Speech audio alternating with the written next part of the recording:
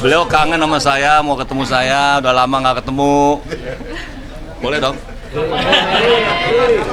Apalagi? Bahas soal pilkada nggak, Pak? Bahas pasti. Apa aja tuh Pak? Ya kita menyamakan kita punya visi dan misi, ya bagaimana kita mengawal, ada persamaan kita punya pandangan bahwa kita harus mengawal konstitusi yang benar, kita harus mengawal demokrasi yang benar. Itu aja. Pak, ini kan tadi hangat banget nih Pak salamannya, senyumnya gitu. Apa udah memutuskan bahwa Pak Anies kayaknya cocok nih diusung sama PDI? Gitu, Insya Pak? Allah. Allah ya.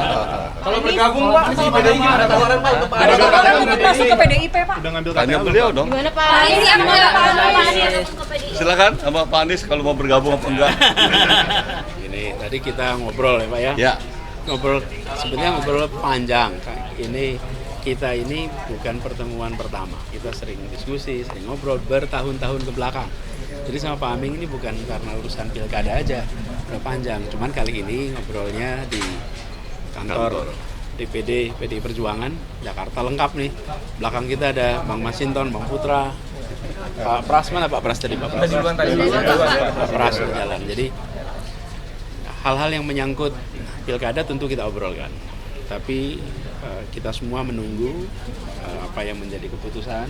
Jadi tadi sama sekali kita tidak menyinggung tentang keputusan, langkah dan lain-lain karena semuanya Ada di DPP partai. betul, di luar kewenangan kita. Tapi kita diskusi tadi, kita ngobrol dan kita bicara tentang masa depan Jakarta dan kita juga berbicara tentang bagaimana agar pemikiran-pemikiran kebangsaan, pemikiran tentang Bung Karno, keindonesiaan, keagamaan itu bisa berjalan seiring dan membuat suasana di Jakarta suasana yang aman, teduh, damai.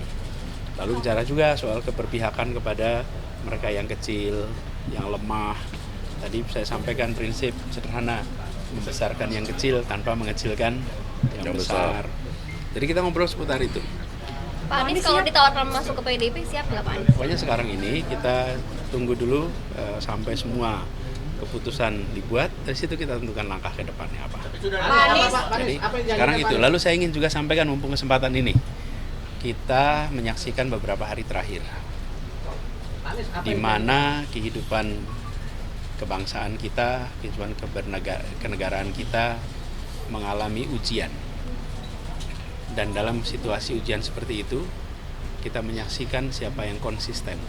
Dan saya menyampaikan apresiasi kepada PDI Perjuangan yang konsisten di dalam mengawal konstitusi kita. Konsistensi ini adalah sesuatu yang harus kita hormati dan kita hargai, karena penjaga konstitusi adalah penjaga negara. Yang kedua, teman-teman civil society, mahasiswa yang bergerak, yang kemudian secara organik tanpa ada satu komando, tapi dikomando oleh hati, dikomando oleh kecintaan pada negeri, memilih untuk turun langsung mencegah terjadinya penyimpangan, mencegah praktek-praktek pelanggaran atas prinsip dasar bernegara.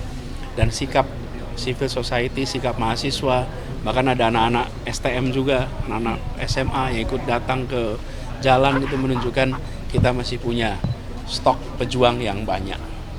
Di sisi lain, saya ingin sampaikan apresiasi kepada pimpinan Dewan yang kemudian merespon dan menghentikan proses penyusunan undang-undang yang cepat itu.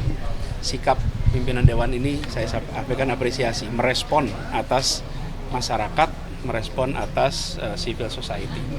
Dan berikutnya kita harus kawal. Kita pastikan kawal sama-sama bahwa konstitusi kita yang sudah diamanatkan dan apa yang diamanatkan oleh MK itu dijaga sampai tuntas. Gitu. Pak Anies sudah ada rencana bertemu dengan Bu Mega? Kita mengalir saja nanti pada waktunya, seperti pertemuan hari ini. Kan juga Tidak direncanakan. spontan, relax, santai. Nanti kita kabari kalau ada pertemuan. Pak, Bu Mega kan bilang kalau Pak Anies mau didukung, Pak Anies mau atau enggak nurut sama Bu Mega gitu Pak. Nah, Pak Anies melihat itu seperti apa Pak? Ya, jadi kita semua menyadari bahwa beliau merujuk kepada amanat konstitusi. cita-cita bernegara, cita-cita untuk mewujudkan Indonesia yang bersatu, yang beragam tapi bersama, dan itulah yang kemudian kita jadikan rujukan sama-sama.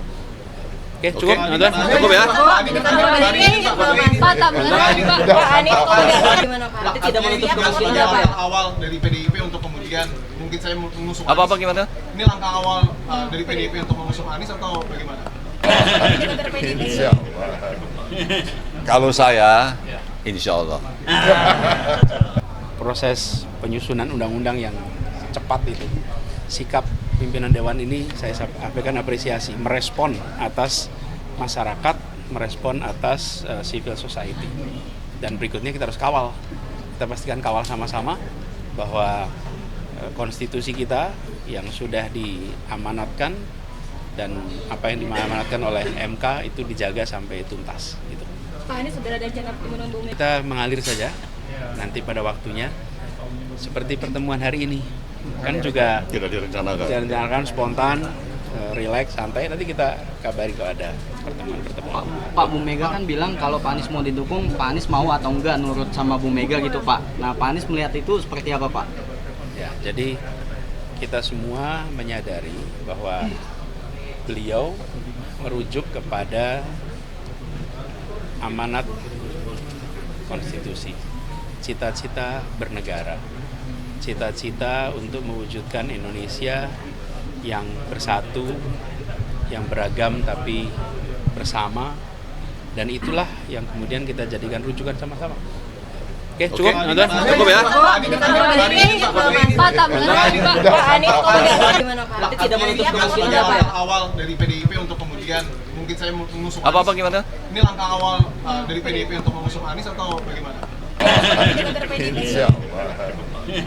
Kalau saya, insya Allah. Oke? Tapi Pak, Tapi Pak Anies Pak, insya Allah 99% loh Pak.